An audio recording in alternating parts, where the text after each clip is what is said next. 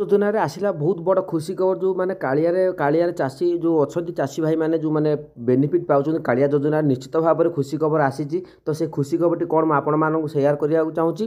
तेरे ता पूर्व आपण मैंने जदि कालिया योजन पैसा पाई ना तेज आपण निश्चित भाव में अपेक्षा करते कालिया योजनार किस्ती केबे आसीबो ताकू ता भितर किसी अपडेट आसी अपडेट गुड़ी मुझे जन दूसरी। देखूँ परवर्ती कालिया सहायता राशि आधार नंबर सह संजोग थिबा बैंक अकाउंट प्रदान करा जिवो। तेणु आपण निजर बैंक अकाउंट सह आधार संजोग करंतु। तो निश्चित भाव में ये आपण मैंने complete your eKYC upload document for self register farmer PM Kisan online grievance application form.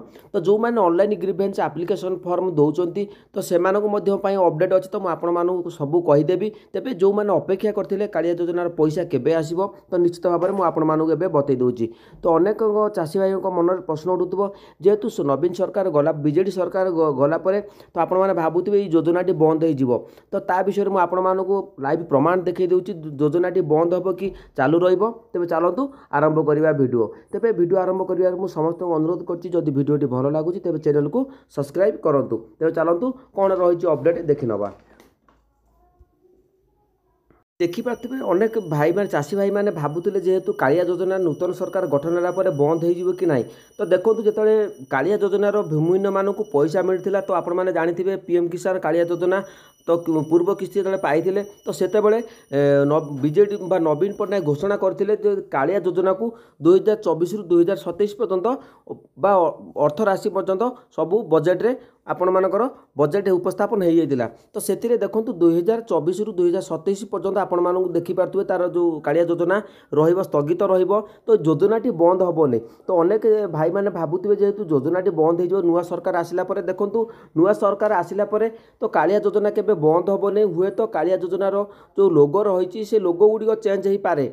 तो निश्चित भाव में प्रत्येक योजना आप देखिपे बर्तमान जमी बीएसकेवाई कार्ड बंद होनी तो से भाव में कालिया योजना कौन सी योजना बंद होवार चांस ही उठूनी। तो निश्चित भाव में आपण मैंने तुमको कही तो आप बुझीपारे तो 2027 पर्यटन आपण कालिया योजनार बेनिफिट मिल तो आप व्यस्त हबार ना। तो जो मैंने ऑनलाइन ग्रीवेंस एप्लिकेशन दवाई चाहूँगी तो से आज शपथ ग्रहण पर तो जो नुआ मंत्रिमंडल गठन हम तो से प्रत्येक जो योजन रही तो से योजन जो लोगो गुड़िक रही तो ये गुड़िक परिवर्तन है तो आपण मैंने ऑनलाइन ग्रीवेंस एप्लिकेशन आपण मैंने ग्रीवेंस दे पारे। तो निश्चित भाव में जो मैंने पाई नथिले तो से नुआ चाषी भाई मैंने उपकृत हे जो मैंने नुआ पकेबा ऑनलाइन करने चाहूँ से ऑनलाइन करेंगे।